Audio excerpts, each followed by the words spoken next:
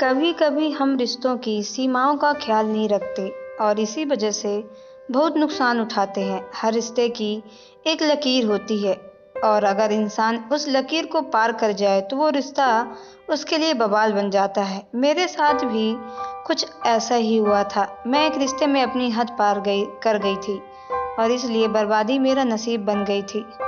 जो कुछ मुझ पर गुजर चुकी थी वह मेरे लिए भुलाना बहुत मुश्किल था। पिछले कुछ दिनों से मेरा सर दर्द से फट रहा था और कोई गोली असर नहीं कर रही थी। मेरी रात की नींद ना होने के बराबर थी। मैं सारी सारी रात जागती और घर में यहाँ से वहाँ घूमती रहती या फिर अपने बिस्तर पर करवटें बदलती।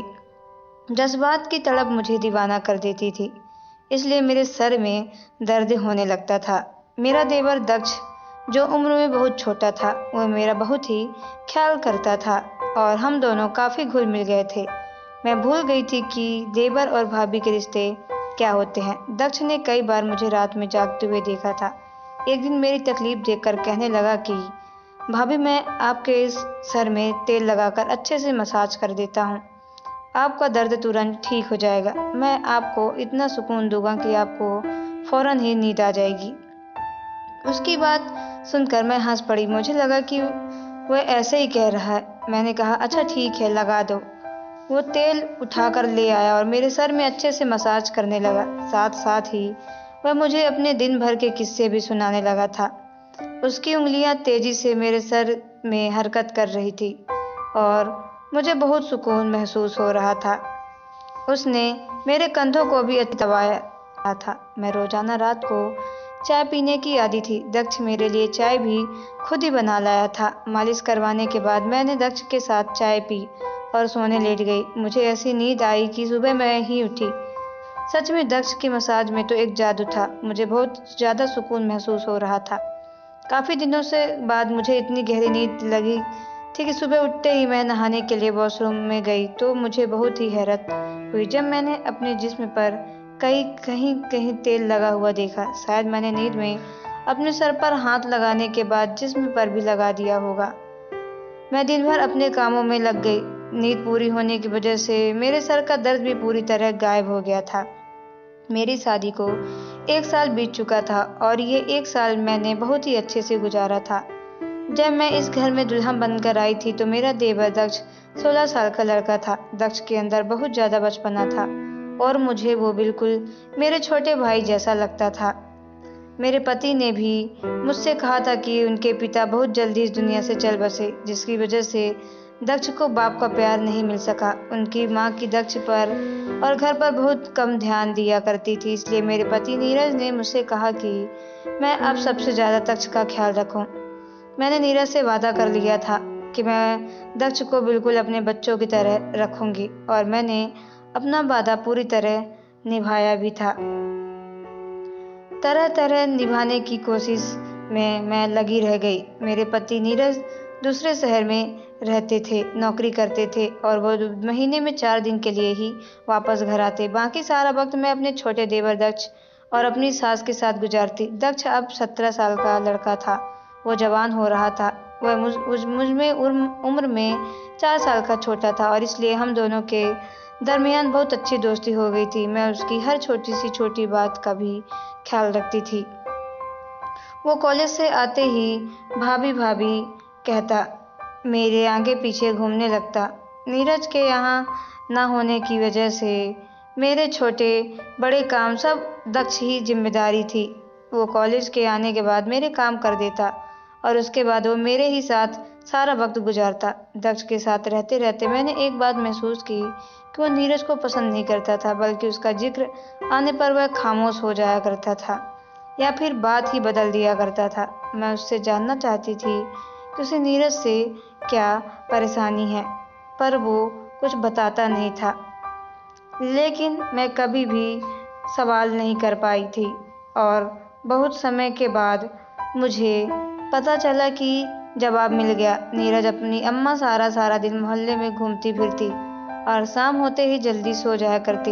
अगले दिन सुबह सवेरे ही वो फिर मोहल्ले में निकल पड़ती, इसलिए मुझे कभी भी उनकी तरफ से कोई तकलीफ नहीं थी। जिंदगी बहुत अच्छी गुजर रही थी। लेकिन नीरज के बगैर मुझे रात भर नींद नहीं आती थी और मैं सारी रात करवटें बदल बदल कर गुजारती थी। कभी कभी तो मेरा दिल चाहता था कि मैं नीरज के पास ही चली जाऊं, लेकिन मैं कर भी क्या सकती थी। इसलिए मुझे सर में दर्द रहने लगा। दक्ष को मालूम था कि मेरे सर में दर्द है, इसलिए वो पहले तो मेरे लिए दवा लेकर आया करता था। लेकिन एक दिन वह कहने लगा कि आप कब तक सर की दर्द की दवाई खाएंगे? इससे तो अच्छा है कि मैं आपका मसाज कर देता हूँ, आपको बहुत सुकून मिलेगा। मैंने दक्ष से कहा कि मसाज करने से बेहतर है कि कुछ दिन के लिए तुम मुझे मेरे भाई के पास भिजवा दो, मैं खुद ही ठीक हो जाऊंगी। मेरी बात सुनकर दक्ष थोड़ा सा कहने लगा कि अगर आप चली जाएंगी तो मेरा क्या होगा? मैं तो आपके बगैर नहीं रह सकता हूँ। उसकी बात सुनकर मैं जोर जोर से हंसने लगी। वो मुझसे इसी तरह की बातें किया करता था। दक्ष को वाकई ही मेरी बहुत ज़्यादा आदत हो गई थी। हम दोनों अक्सर ही घूमने के लिए बाहर चले जाते। वो रात को मेरे लिए आइसक्रीम ले आता, तक एक साथ बैठ के आइसक्रीम खाया करते थे।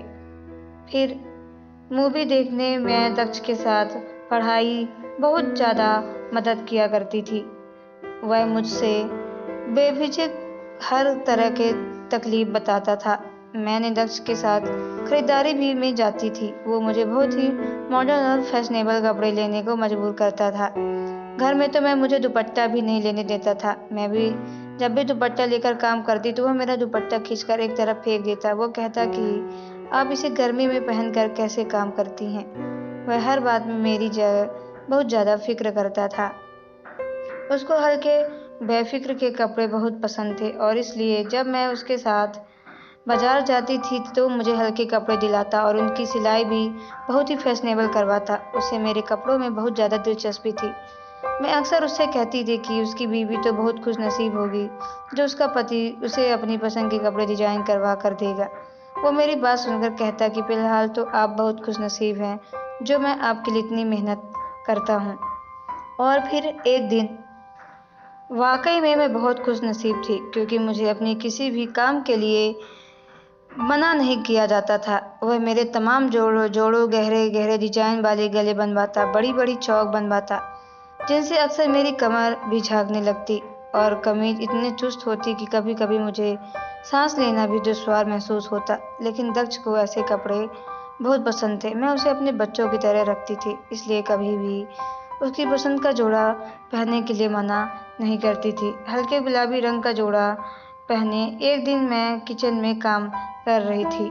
गर्मी बहुत थी, इसलिए जिसमें पसीना पसीना हो रहा था। मेरे कपड़ों में सब कुछ साफ साफ नजर आ रहा था और मैं बिना दुपट्टे के जल्दी जल्दी खाना पकाने में मगन थी। तभी जब अचानक ही वह पीछे से चला आया और मुझे देखकर कहने लगा कि आज तो आप बहुत हॉट लग रही हो। उसके इस बात में मैं शर्मिंदा सी हो गई और जल्दी से अपना दुपट्टा ढूंढने लगी।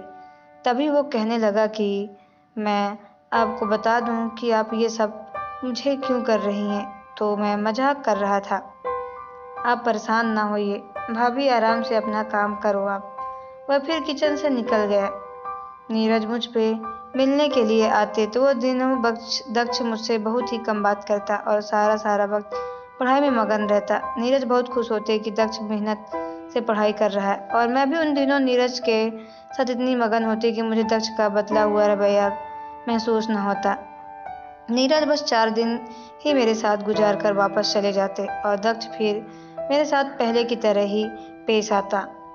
वो मेरे मामले में बहुत जिद्दी सा हो गया था। वह चाहता था कि वह मुझसे कुछ भी कहे और मैं फौरन उसकी बात मान लूं। उसके दोस्त के भाई की शादी थी और वह मेरे पीछे लग गया कि मैं भी उसके साथ चलूं। पहले तो मैंने मना कर दिया, लेकिन जब मैंने उसका उतरा हुआ चेहरा देखा तो मजबूरन मैं मान गई। लेकिन मैं सोच रही थी कि उसके दोस्त के भाई की शादी में जाकर मैं क्या करूंगी। लेकिन वहां जाकर मुझे बड़ी हैरानी हुई। दक्ष के सभी दोस्त मुझे बहुत अच्छी तरह से जानते थे और इस तरह मिल रहे थे जैसे हम बहुत बार मिल चुके हों। दक्ष एक दोस्त कह रहा था कि दक्ष हर वक्त आपकी ही जिक्र करता है, वो आपकी बहुत तारीफ करता है। वह सब मुझसे मिलने की ख्वाहिश करते हैं और मुझसे मिलने बहुत खुशी हुई। मैंने वापसी पर मैंने दक्ष से पूछा कि तुम अपने दोस्तों से मेरे बारे में ऐसी कौन सी बातें करते हो जो सब कुछ मुझे इतनी अच्छी तरह से पहचानते हैं। दक्ष कहने लगा कि अब तो मेरी सब कुछ हो, मैं हर वक्त आपकी बात करता हूँ। उस वक्त मैं दक्ष की बात का मतलब समझ नहीं पाई थी, लेकिन जिस दिन मुझे उसकी बात। तो दोस्तों, आगे की स्टोरी मैं आपको कल बताऊंगी। तो आपको ये स्टोरी कैसी लगी कमेंट बॉक्स पे ज़रूर बताएं। अगर आप हमारे चैनल पे नए हैं तो चैनल को सब्सक्राइब करके बेल आइकन को प्रेस कर लें, ताकि आने वाली सभी वीडियो का नोटिफिकेशन आपके मोबाइल पे सबसे पहले पहुंचे, क्योंकि मैं ऐसे ही वीडियो आप लोगों तक लाती रहती हूँ। तो चलिए मिलते हैं नेक्स्ट वीडियो पे। Okay bye, take care. तब तक के लिए अच्छे से रहो, खुश रहो, धन्यवाद।